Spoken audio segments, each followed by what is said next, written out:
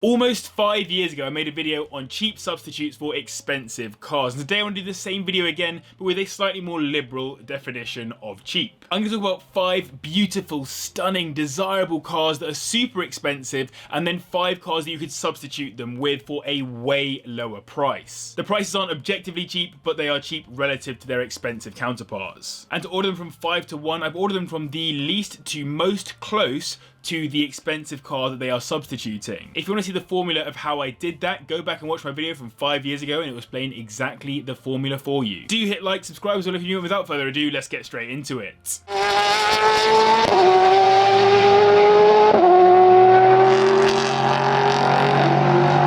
On the face of it, the Porsche 911R, which came in the 991 generation, shouldn't be a £400,000 car today. It's effectively a Porsche 911 GT3 RS, just without the roll cage, rear wing, and additional flary bodywork, saving 50 kilograms, plus it came exclusively with a manual gearbox and was limited to just 991 models worldwide. It's crazy to think then that at one point these were listed for around £800,000 here in the UK and still sit at half that today. It certainly benefited from Porsche's growing popularity in 2016, as there are multiple articles talking about the novelty of buying a Porsche and selling it for more than you paid, whereas now that's a pretty common occurrence for even some of the more normal examples. Typically you'll spot an R by its coloured stripes across the top and sides of the car, and they were only offered in white or grey, though you could have gotten them in Porsche paint to sample, which is ridiculously rare on these. So it's semi-track focused, simplified in its formula, and has some cool stickers on it. Well, for less than a tenth of the price you could instead get the Porsche 987 Cayman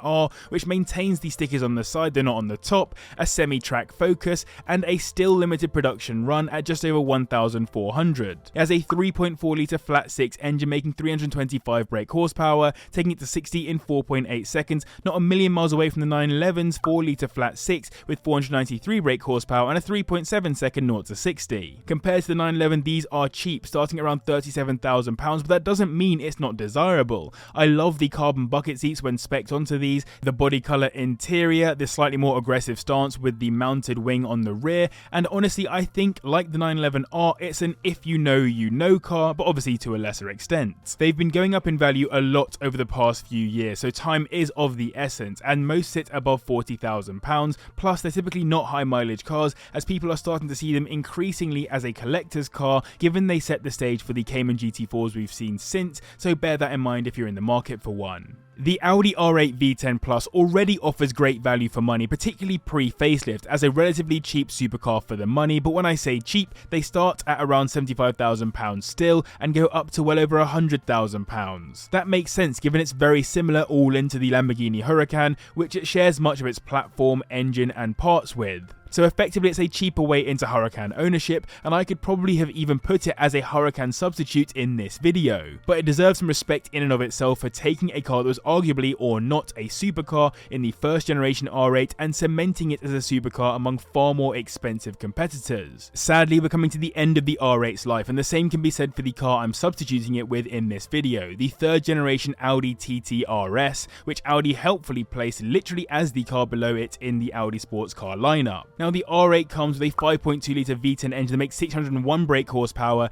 taking it to 60 in 3.1 seconds, and the TTRS has effectively half of that engine, a 2.5 litre inline-5, which produces 391 brake horsepower, still getting it to 60 in 3.6 seconds, making it the quickest cheap substitute on the list. It's significantly cheaper than the R8, starting at around the £33,000 mark, and though I haven't driven the RS, I have driven this generation, and it is a lovely dynamic car which handles the road well. In RS spec, it has that slightly greater focus on being fast on track, particularly if you add on some of the Audi performance parts, which make the car look more aggressive and go better too. The TTRS was legitimately placed into the Audi lineup as the cheaper substitute to the R8, so it fits perfectly into this video, and it's known to be relatively reliable too, with cheaper overall running costs than the R8. Add on the sound of that inline-5 and life is very good in a TTRS. One of the most hyped up and sought after cars to have arrived in the last couple of years is this, the BMW M3 Touring Comp, finally giving many BMW fans exactly what they want, a fast estate version of the fan favourite M3. In my opinion, it is absolutely stunning. I know some people don't like the larger grills, but I think they look pretty sick, and the boxy wide stance is amazing, very reminiscent of the old 1980s E30 M3. It's monstrously fast too, considering it's got 500 litres of luggage capacity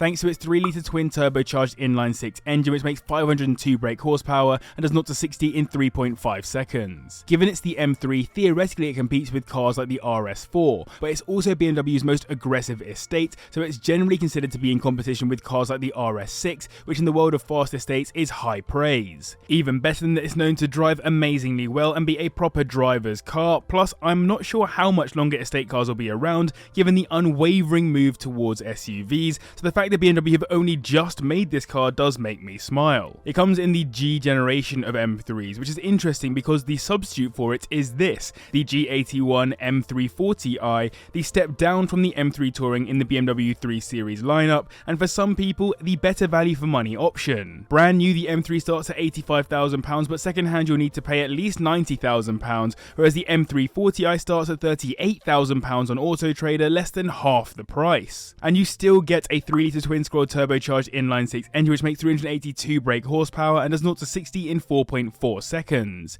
It's also all-wheel drive like the M3 and a fast estate like the M3 with 500 litres of luggage capacity like the M3. It even has the M3 in its name, just with a couple of extra characters attached. It's not quite as leery looking, but it definitely remains a good looking car in my opinion, and with the right M performance parts, it definitely is a cool prospect for those that don't have M3 Touring money. There have been some teething issues with the car though, including coolant loss and Vanos issues, but the engine has proven to be reliable so far. So I hope you guys enjoyed this video. If you are, do hit the like button. I would really appreciate it. If you like the video and I get to 1,000 likes, I will make a video at maybe under like 10k. Substitutes for expensive cars under £10,000. Might be quite difficult, we'll give it a go. And if you're new here, do hit subscribe, it's free and I make 2 videos every single week.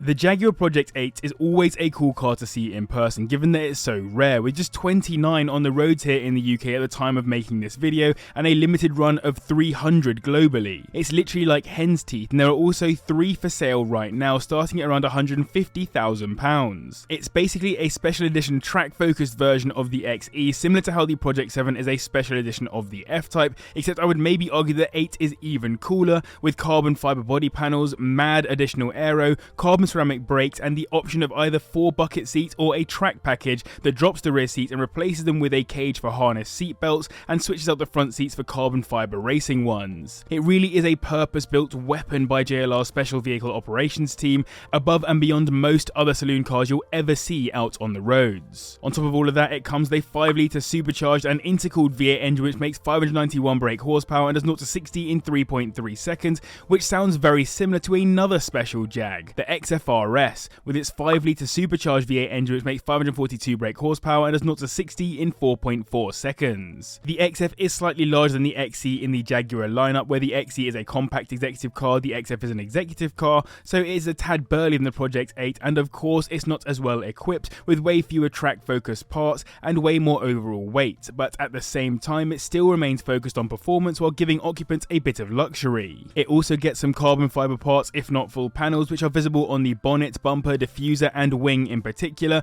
and on release it was actually Jaguar's fastest saloon to date, with a top speed of 186 miles per hour. There are only 100 more XFRSs on the roads in the UK than the Project 8, so it is still rare, and you'll find them listed starting from around £30,000, 5 times cheaper than the 8, with a similar level of reliability too, minus some of the electricals. The most iconic Mercedes SLS comes as the coupe with the gull-wing doors, but the cheaper option is also the convertible. Either way, these start at around the £130,000 mark, so they're not a cheap car, and in future they will likely remain one of the more sought-after Mercedes sports cars. The SLS is a proper Grand Tourer. It's not built for track driving, it's built to soak up the miles on long journeys, give you incredible handling and dynamics on mountain roads, and look beautiful and exotic cruising through the expensive streets of Monaco, the south of France, or the Algarve. It's a modern reimagination of an absolute icon, one of my all-time favourite cars, the 300 SL, which you can spot with the long bonnet housing the engine, the shorter rear, the gull-wing doors I mentioned, and the option of the convertible, and if you look online you'll find plenty of marketing showing both of them together. It comes with a lovely 6.2 litre V8 engine which produces 563 brake horsepower, taking it to 60 in 3.7 seconds, which is actually very similar to the specs of the SL63 AMG from the R231 generation SL, which instead comes with a 5.5 litre twin turbocharged V8 engine, which makes 563 brake horsepower, matching the SLS, taking it to 60 in 4 seconds. It's still a Grand Tourer, it's still a convertible, it just doesn't have the nice gull wing doors. It's a very good looking car, and not only that, I've driven one on track and it really surprised me with the mix of performance and luxury it offers. The one thing I would say is that it does feel a bit heavy when pushed hard, but given it's a Grand Tourer and not a track car, I think we can forgive that. Plus, it offers relentless torque all the way through the range, so what you might lose in a corner, you can certainly make up through acceleration and straight line speed. It's known to be pretty reliable too, though gearbox issues have been reported by some owners. And all of that will cost you just £30,000 at the bottom end. So I hope you guys enjoyed this video. Let me know in the comments down below what you think the perfect substitute for an expensive car is. I'd love to hear your guys' thoughts in the comments down below. Massive thanks to the patrons for their support, and to you guys as well for watching. And if you want to watch a video on some cheap Grand Tourers that you can buy that look amazing, then do click up here and subscribe down here.